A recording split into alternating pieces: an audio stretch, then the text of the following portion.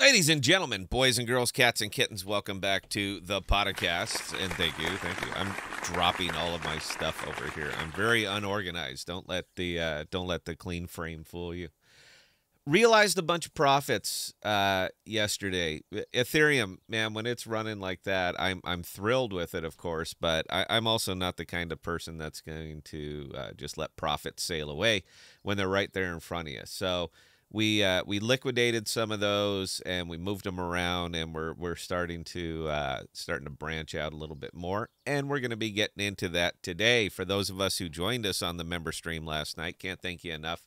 We're going to be doing more member streams. I mean, that's it. Members support the channel. We're going to support the members, and I like doing the member streams because I can say all the stuff that I don't say on the public streams, and we can get a lot more into money.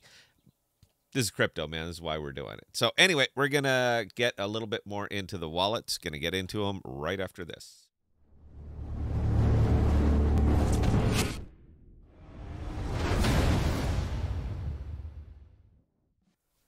All right, so let's start with the charts. It's probably the good place to start. I assume that's why you watch these things. This number is back up again, but those are locked in profits. So that's the Ethereum money that I harvested. We pulled it off from here because I've had, oh, I don't know, over the last year or so, not year, but over the last few months or so, I've been slowly acquiring Ethereum as it's been going down. We were sitting up around 100, 110, and we've been liquidating them. So I sold right around 20 of them yesterday. I wanted to lock in that $500 per token profit. So it's, you can't watch it sail away, man. You just cannot keep letting the profits go away and just enduring the volatility. The sell button is your friend.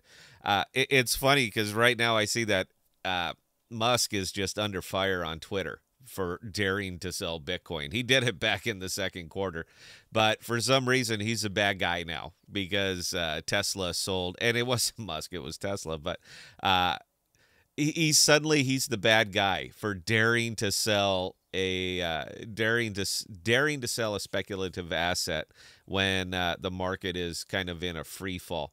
Like somehow that's his fault. It's not his fault. All right. If he sold it at 29 and it went down to 17 and a half, I call that a good trade, man. Look, there's some misconceptions around crypto that all you have to do is buy and all you have to do is hold and everything will work out.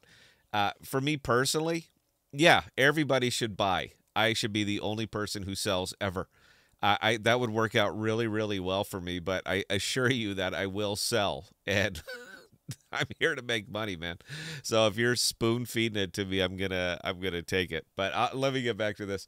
So we let loose of about 20 Ethereum, and sorry.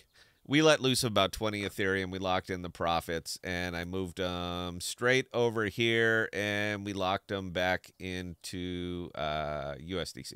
So that's just, again, too much, man. 50, 60 grand just sitting there in USDC. This is wrapped USDC. It's not native USDC. So I always get nervous when I'm holding that many wrapped tokens. I don't care for it. Something happens to Axelar, man, and this stuff is gone. I'm not saying it will. I'm saying that most of these bridges have been violated at one time or another. So it's in my interest to try to spread this stuff out a little bit. So what I did was took a good chunk of the USDC, and I actually moved it over here to Junoswap. Now, I'm not a huge fan of Junoswap. I'm just not. It's neat, but it's not unique. I don't see anything over here that really gives me a siren call saying this is the place to be. It's going to go to the moon and rockets and all that other crap people talk about. But I do like this. I do like these APRs, and I am enjoying the hell out of these things. Now, the interesting part for as far as my diversification goes is that it's not a token thing right now, and I can illustrate that really easily. So we're looking at Atom. Let me refresh. I want this as close as I can get. All right, so we got Atom sitting down, let's call it a percentage. And we have Osmosis, wait for it, down about 1%. Now let's take a look at Juno. And I got a hunch you know what you're about to see. So Juno's off a little bit, but we're talking about a single percent. Atom and Osmo are running pretty much lockstep, and Juno's not far behind it. So where I diversify my tokens right now in the cosmos, it's really irrelevant because they're running more or less with Atom. So that is my rationale for me being able to jump into Juno and start harvesting up these APRs. That's fully my reason for it. It's not a love of this. It's that I'm getting twice the returns right here on Junoswap that I'm getting over on Osmosis. It has nothing. There's nothing more to it than that. And I can claim these rewards anytime that I want, and they're liquid. All right, I can pull these rewards. I can swap them for Osmo. I can move them back to Osmo. I could swap them for basically, if I turn them all back into Juno, I can go on to Osmo and I can swap them for any damn thing I want. So I'm using these APRs and I'm building up some liquid money with it, and I'm either restaking it. Right now I'm restaking it, but there's going to be a cutoff for me on this too, where I just have too much over in Junoswap. Again, man, I'm not seeing the big development plans on this one, but I'm happy to help them as long as they continue to help me. And these APRs and how well these pools right here, these 5 pools work together, it helps me. All right, it's a symbiotic relationship. So I'll keep their TVL in, and they will pay me for it. That's really it. That's our entire relationship. And I have always been a Dex whore. That's really all it is. It's not financial advice. I'm not telling you to. I'm showing you that I am. There's cutoffs for all of these things. Of course, I'm not staying in these forever. Right now, the Juno Atom pool to me is it's such a good pool in this case because of that number right there, because of that 74.97%.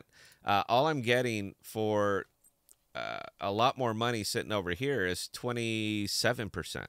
So it's simple math is that I make 3 times as much for what is effectively the atom and the pairing, the native pair. And Juno and Osmo are running together. So it makes, for me personally right now, it makes no mathematical sense to leave that one so high and effectively surrender 200% of my rewards. So I can get 27 there. I can get 75 here. It's just really, really basic math for me. Now, the Juno Raw, I don't care about Raw. It means nothing to me. It means absolutely nothing to me. I don't know if it has legs. It doesn't matter. What matters is that 174%, and I get to harvest more Juno off from it. Juno USDC, man, I'll jump in any USDC pool. I'll jump in any stable token pool as long as it's offering me a good ROI. And this one absolutely is at 146%. So for the same pool over here, USDC Osmo, I collect 80%. Good number. Huge fan. I love it. You can see that I'm obviously have some interest in this. But for the same effective pairings, because again, Juno and Osmo are within 1% of each other, and they're running up and down. I'm not going to show you the chart, so you can look for yourself. But I'm collecting 146, man. So that's really all it comes down to. Now, I understand the long term. I get it, all right? And I am not long term in Junoswap, not at all. I will ride it as long as I can. I will ride it. I have cutoff numbers for all of these. We talk about them on the member streams. But when we hit that number, man, I'm out. All right, I'm gone. I've eaten the down on way too many of these to take another one. So I'm gonna continue to do precisely what I'm doing here, and that's pulling my goodness, all of my APRs, APYs, everything, and just moving them over here to Junoswap until I hit my comfort zone. That'll be 50, 60 grand. Once I'm in this one, 50, 60 grand spread around these pools, I'll probably call it good and just let it go. But the rewards right now are just, they're very good for me. I'm pulling $130, $140 a day, something like that. And I get it, man. It's not a lot of money, but it adds up. It really, really, really adds up. So my only hope for this is that it stays ignored. People stay away from it, and I can continue to harvest these. as long as I can. I just want the tokens flat. I don't care if they go up. If they go up, it's a bonus, but it's not the reason that I'm buying these. The reason that I'm buying these is because I'm making money on top of them, and all I want over here is stability. So I've already hit my nut over here on Sift Chain. I'm in about 100 grand all the way across it, and that's about as deep as I want to go over here on this one right now. So I need a new drug, and currently my new drug is Junoswap.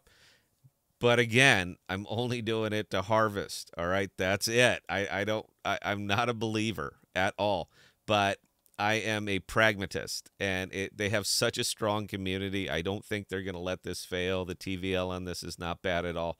So that's my rationale for coming over here.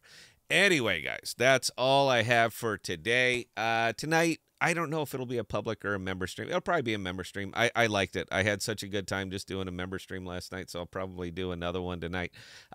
For those of you who want to be a channel member and catch the live streams, it's $1. All right, it's $1. That's as low as I can make it go. And I'll tell you what, if you don't have the dollar, send me an email, scott@thepodcast.com, and I will transfer you $1, and that gets you all the member streams for a month, man. Look, we're not doing this for the money. We're doing it because we just enjoy doing it, but I enjoy doing member streams more than I enjoy doing public streams, so that's really all it is for us. That's all I got, guys. Until next time, please stay safe. Please be smart with your money. Cheers.